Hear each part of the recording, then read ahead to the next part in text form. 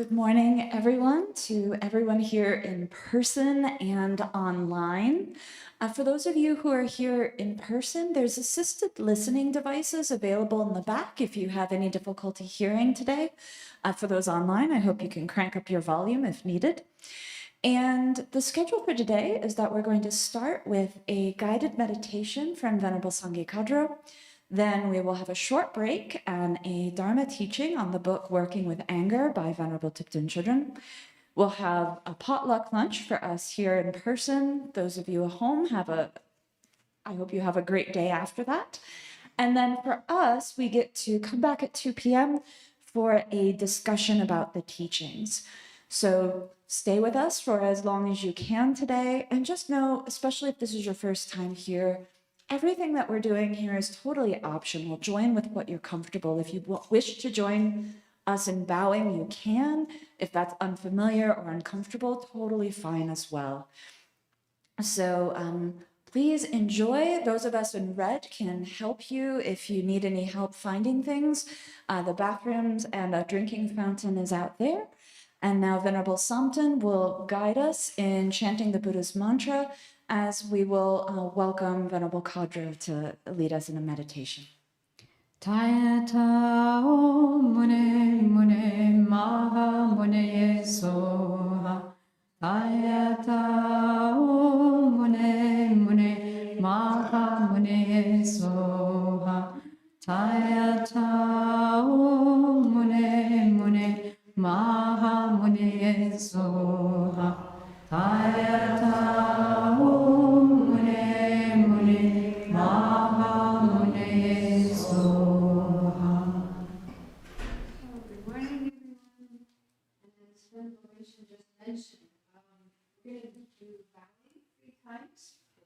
And this is completely optional. If you wish to bow with us, you can. If you don't wish to, then that's completely fine. It's just a custom that we have to help us get into a good state of mind for the meditation.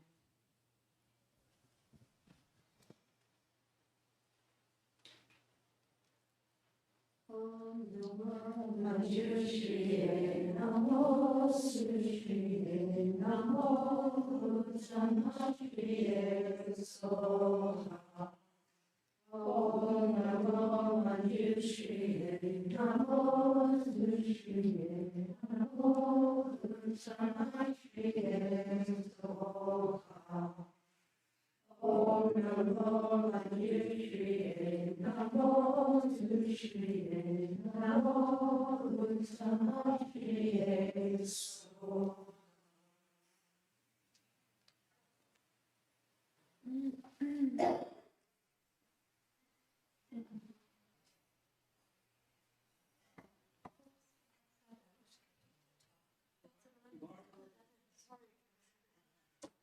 My bad, I wrote the wrong time in the schedule.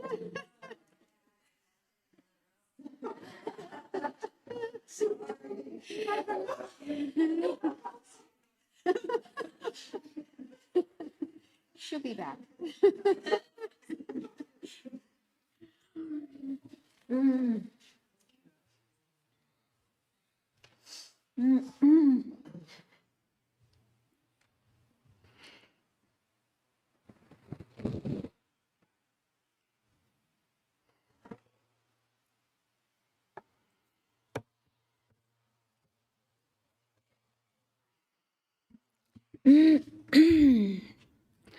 So a very good morning to everyone and welcome.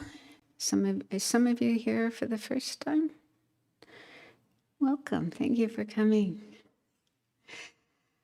And so the topic for both the meditation and the talk that Venerable Chödrön will give later is Working with Anger, the title of one of the books that she wrote. And it was interesting. The other day, there was a visitor to the Abbey, someone who came here for the first time and just wanted to look around. And she was told about today's event. And her response was, "Oh, I don't have anger." And I remember a time long, long ago that I thought that way. I didn't think I had anger. And that was before I started learning Buddhism. And I realized that I think my idea of anger was, yelling and screaming and throwing things and hitting people. And I didn't do those things, So I thought, oh, I don't have anger. But then as I learned more about Buddhism and also doing meditation, looking at my mind, getting to know my mind better, I realized that I did have anger. In fact, I had a lot of anger. I just kept it inside, didn't act it out. And some years later, while I was teaching Buddhism, one woman who had been coming to classes I was teaching, and we're talking about anger, and she told me that when she first heard me talking about anger, she thought, oh, I don't need to listen to this. I don't have a problem with anger. And then thinking more, she realized she did, but she was calling it something else. She was calling it being upset. So she realized that she got upset with people or about things. So anger isn't just this external display of, violence and yelling and screaming and so on. It can also include just subtle thoughts in our mind, like being upset, having critical thoughts, nasty thoughts about people, even if you have a smile on your face, but inside there's something else going on. It can also include irritation, impatience, being cold, unfriendly, withholding love, friendliness from others. I used to do that a lot. And being upset, frustrated, or even a low-level feeling of dislike, irritation. So those are like different forms of anger, low-level forms of anger.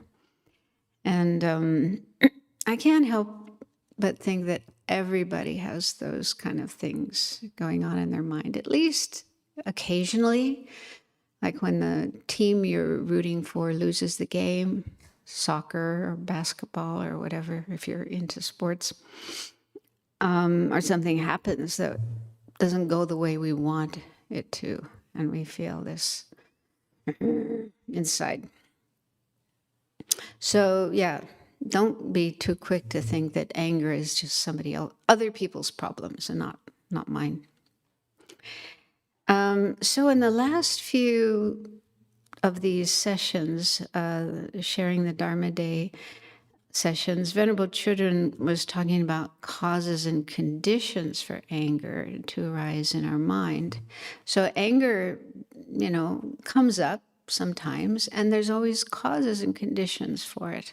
And if we can understand those causes and conditions, at least some of them we can work with. We can learn how to work with the causes and conditions to reduce them or even avoid them, eliminate them, and that will really help to reduce the incidence of anger coming up in our mind. So this is actually one way we can start to work on anger, or whatever you want to call it, being upset, irritated, and so on. So that's what we'll do a meditation on.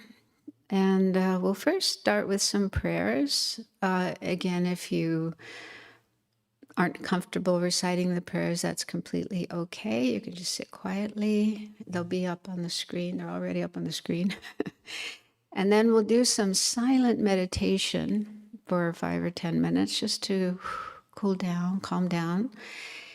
And I'll give a little bit of instruction on that in case you are new to meditation.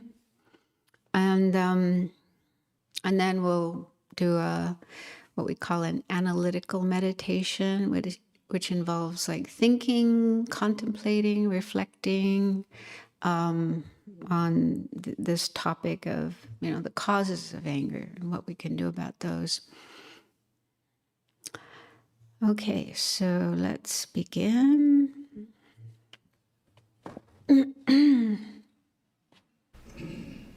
I take refuge until I awaken in the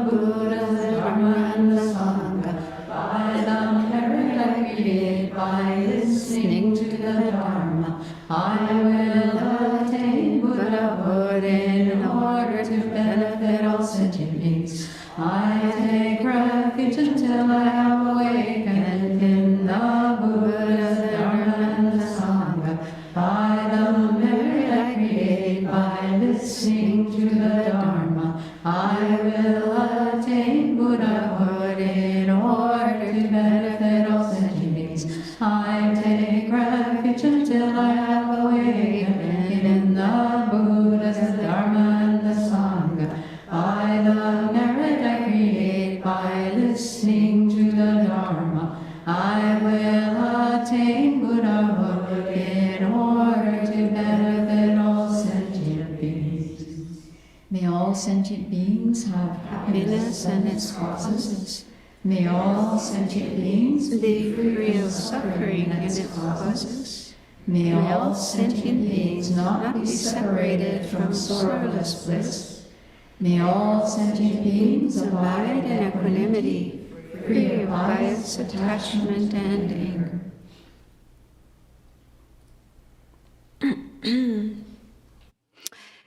So, as most of you probably know, we're advised to have a positive motivation for the things we do, especially when it comes to spiritual things like meditation. So the prayer we just recited, called the Prayer of the Four Immeasurables, expresses four really positive, beautiful thoughts that we can develop in our mind towards other beings, and that will really help us have a good motivation for what we're doing, for being here today and meditating, listening, talking, and so on. So, just as it was expressed in the prayer, see if you can feel how wonderful it would be if all living beings could be happy, could have whatever they need to be happy, comfortable, flourish, have physical and mental well-being. So wouldn't that be wonderful?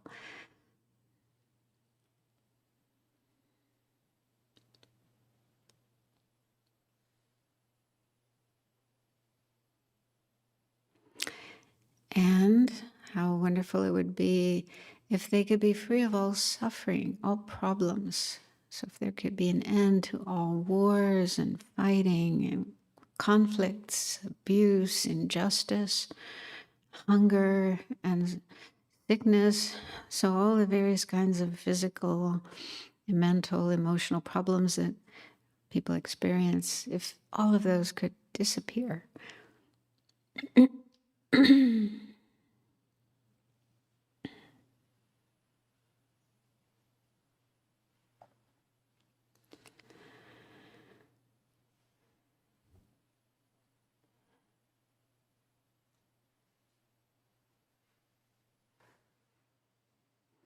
And how wonderful it would be if all people and all beings could achieve higher and higher forms of happiness, spiritual happiness, peaceful minds, virtuous qualities, realizations, all the way up to enlightenment.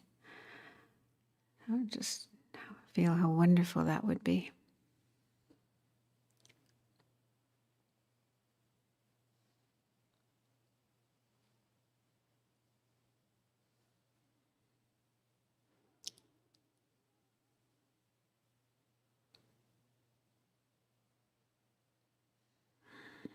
And then how wonderful it would be if all people, all beings could be free of the strong afflictions like anger, hatred, and attachment, and jealousy, and so on, that cause them to get into quarrels, conflicts with others, not have equanimity and unbiased attitude of concern for everyone.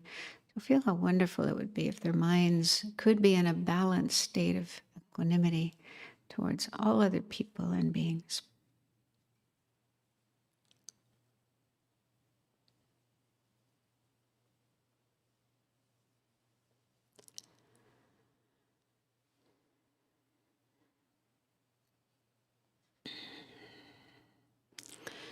And then connecting that with what we're doing here, you can think, may the activities we're doing here today be a contribution toward those goals, those aims. May it help all of us and all living beings get closer to awakening.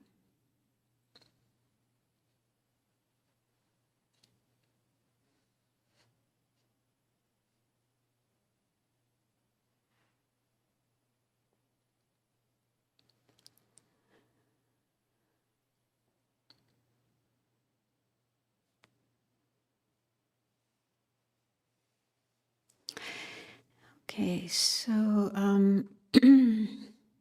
let's do a quick body scan.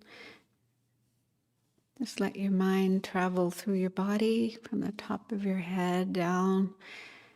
And if you notice any tension in any part of your body, maybe your neck, your shoulders, your back, see if you can let go of that tension.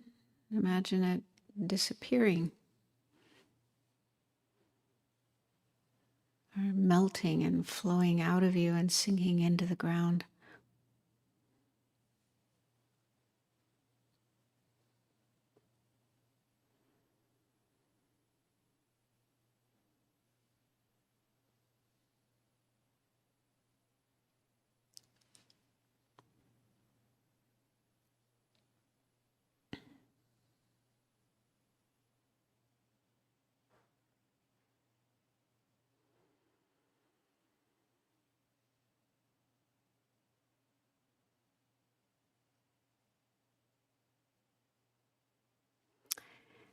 And check your mind, and if you notice thoughts in your mind not related to what we're doing here, maybe you're still thinking about something that happened earlier this morning or yesterday, last week.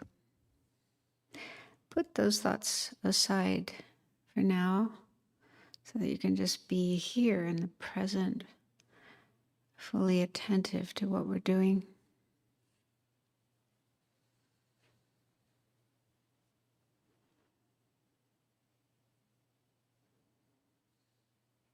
And the same with thoughts of the future, plans you have for later today or tomorrow, next week, and so on. Put those aside.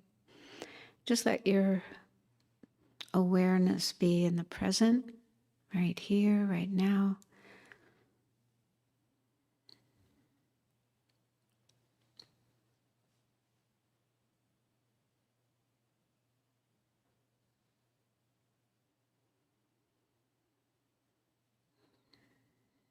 And a good way to settle our mind in the present is by observing the breath, being aware of the breath coming in and going out.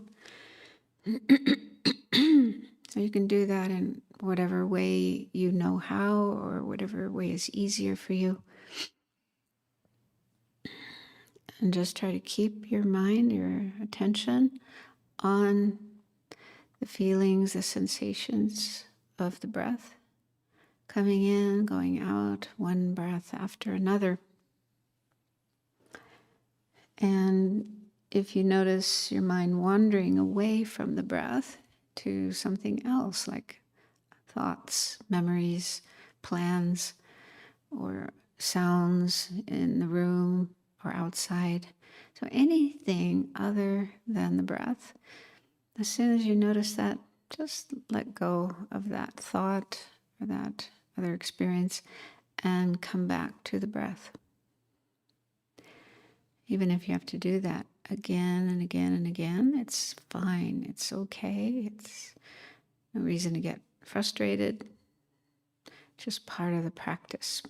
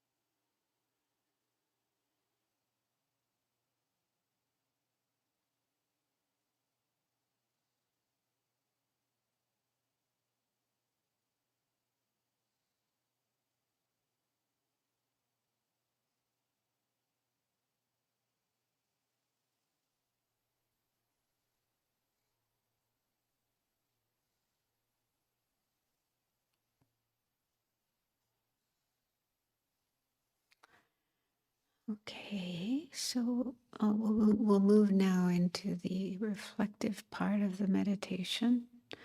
So I'll just give you some ideas of things to think about and give you some time to think about them. So just do your best to stay on the topic and not let your mind wander elsewhere and think of things not related to this topic.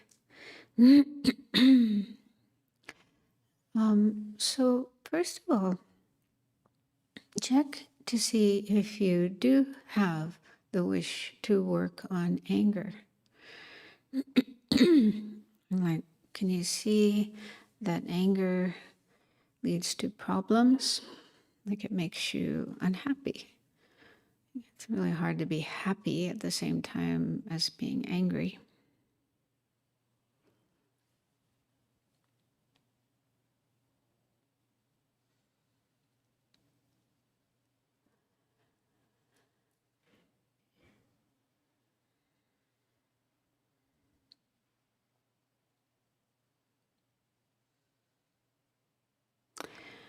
And it can cause problems in relationships, tension, arguments, sometimes even destroying relationships. So just check if that's ever happened.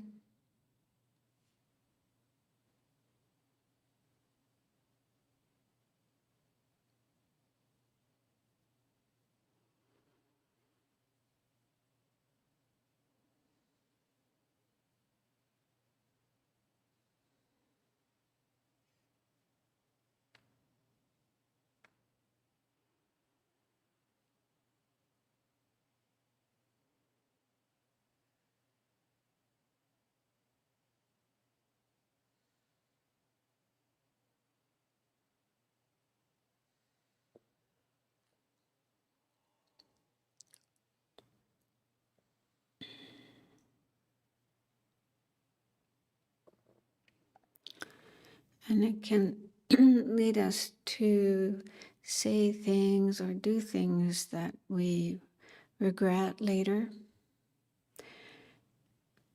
Even if we make an apology and the other person accepts the apology, but there's still some damage done. It can maybe never be completely repaired.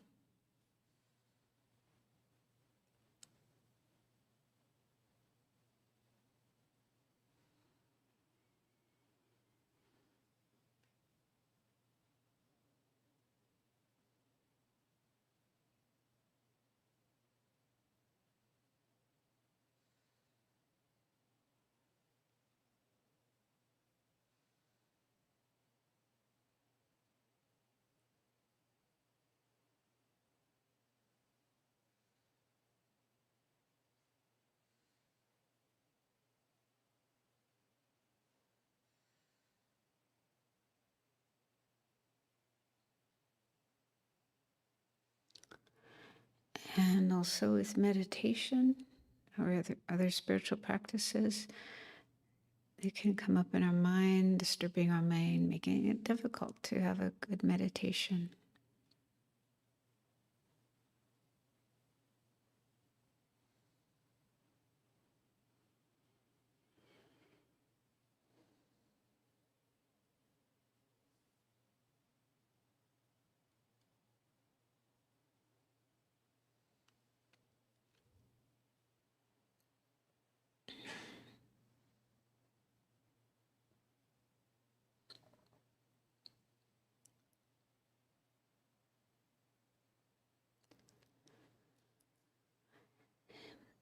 And then on the other hand, if we can learn to manage anger, reduce anger, then we'll have fewer of those problems. We'll have more happiness and peace of mind.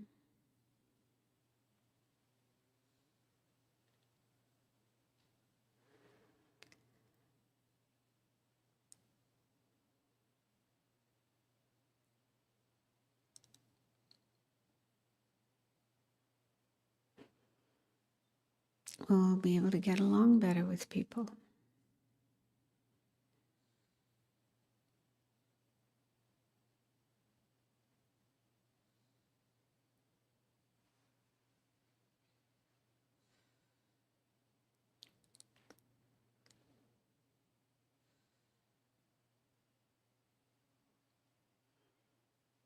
and fewer disturbances when we do meditation or other spiritual practice or study.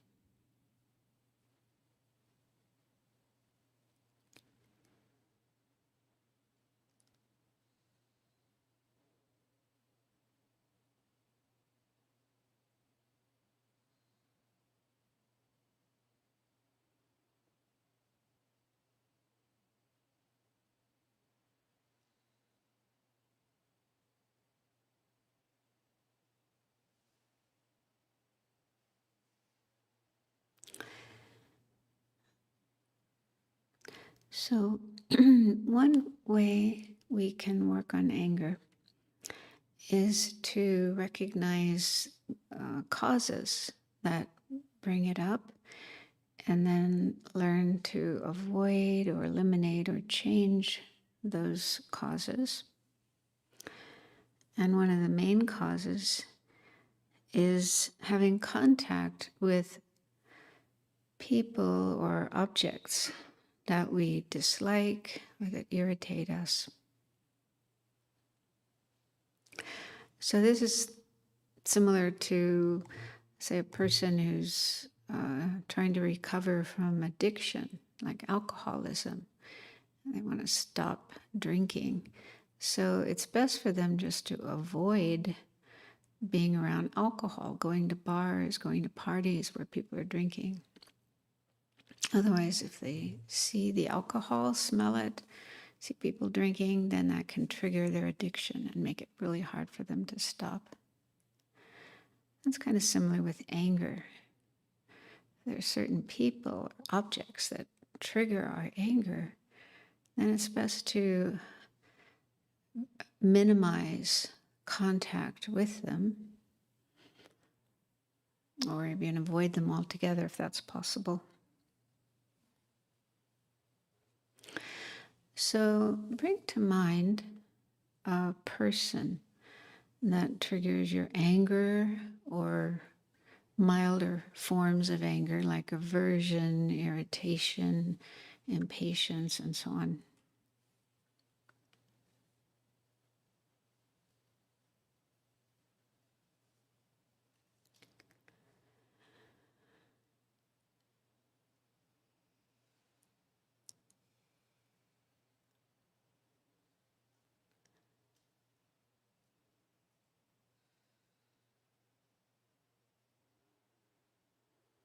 And can you recognize how seeing that person, or even just seeing a picture of them, or hearing their voice, being in the same room with them, and even thinking about them, how that can trigger your anger?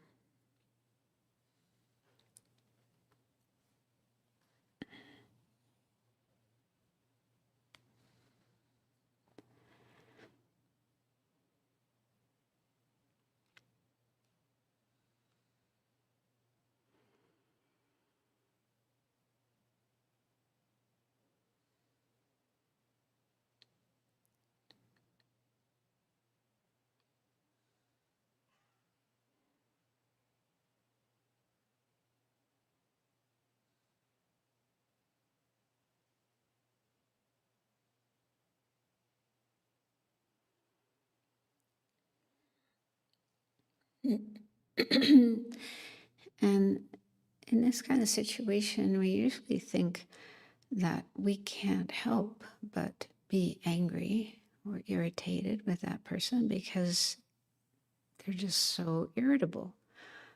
There's so many things wrong with them, so many things they do wrong that we can't help it. That's just a natural response. But you might notice that not everybody feels the same way as you do. Not everybody gets angry. Some people like that person, even love that person, are happy to be around them.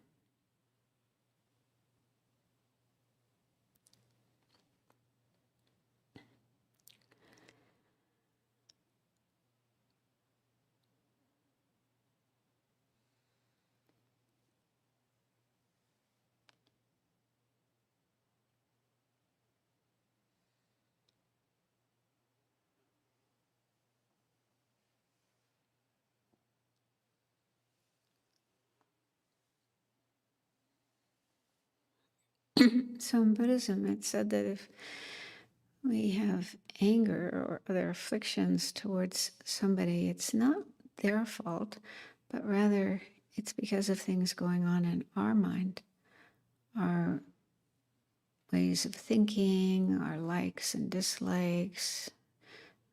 So factors in ourself that cause us to have anger.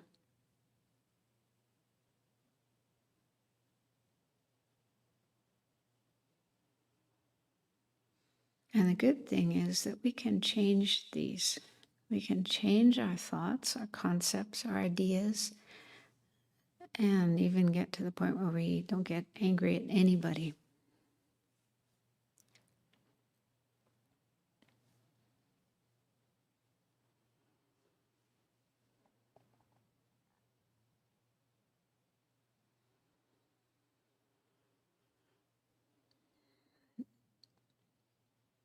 But that takes time. Not easy to change the mind. So in the meantime, while we are in the process of working on our mind, then it can be helpful to cut down the contact we have with that person. So just check if that is doable. That's something possible.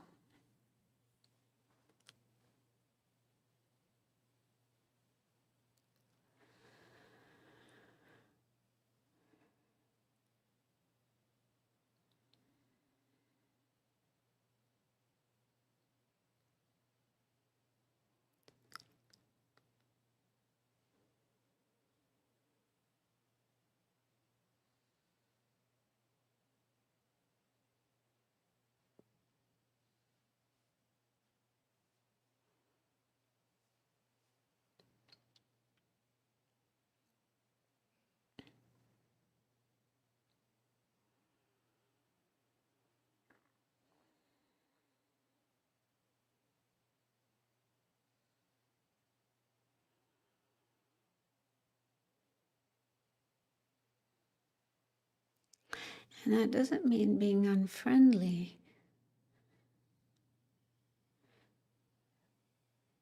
So we can still have some contact with a person, but we can try to make some changes in our lifestyle and our way of doing things that we don't have too much contact. And when we do have contact, we can still be friendly towards the person.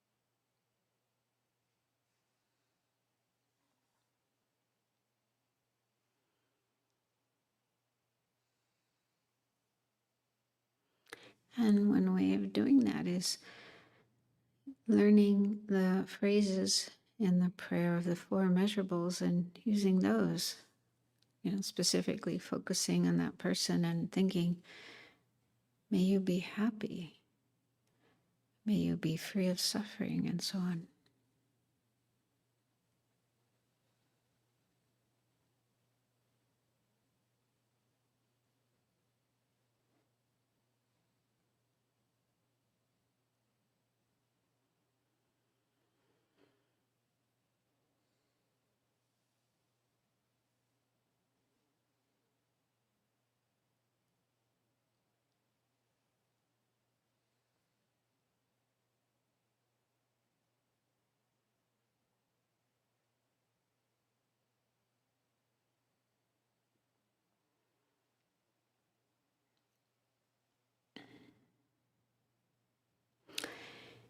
And another thing is that if we know we're going to have contact with that person, we can prepare ourselves mentally so that we reduce the likelihood of anger coming up.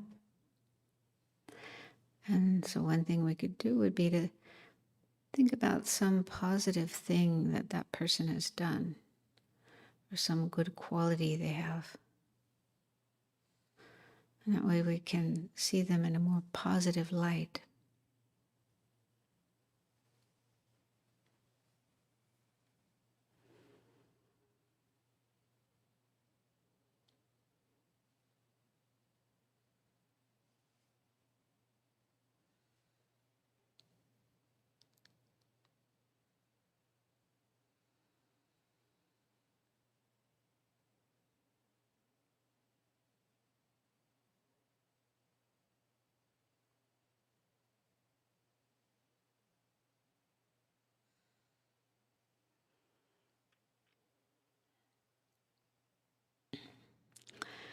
And there's another factor that can cause or increase anger coming up in our mind, and that is rumination.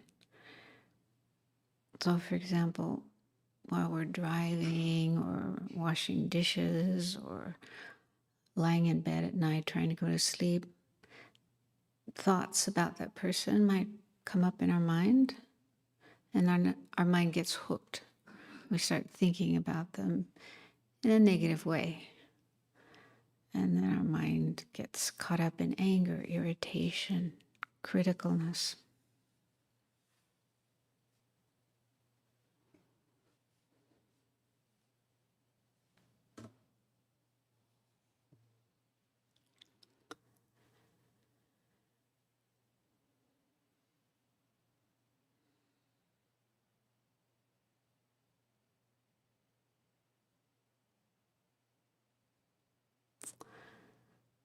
So if we can recognize how unhelpful this is, unskillful, how it can cause problems, then we can resolve that if we notice this happening in our mind, to change the subject, change the channel, just make an attempt to stop thinking in that way and think in some more positive way. Just completely think of something else other than that person, something that's more positive, more constructive.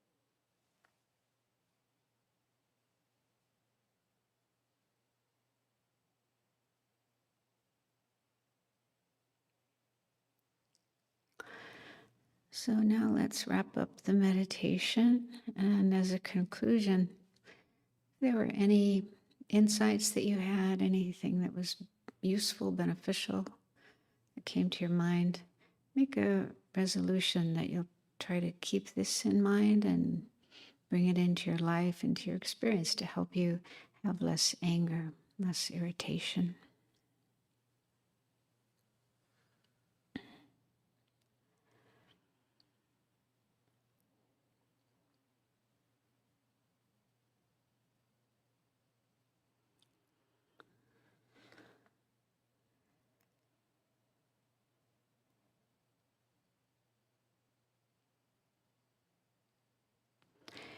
And then let's do a mental dedication of the merit of this meditation, the positive energy. May it help us and everyone else, all beings, have less anger and other afflictive states of mind and more positive states of mind that bring happiness and benefit to ourselves and to others and help us get closer to awakening.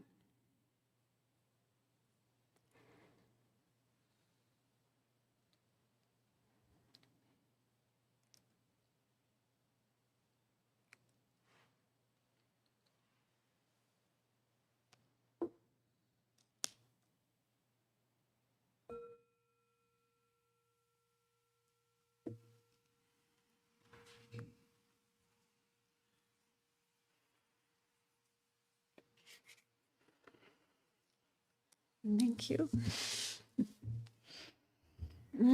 Thank you very much. Let's all rise as Venerable Kadra departs the hall.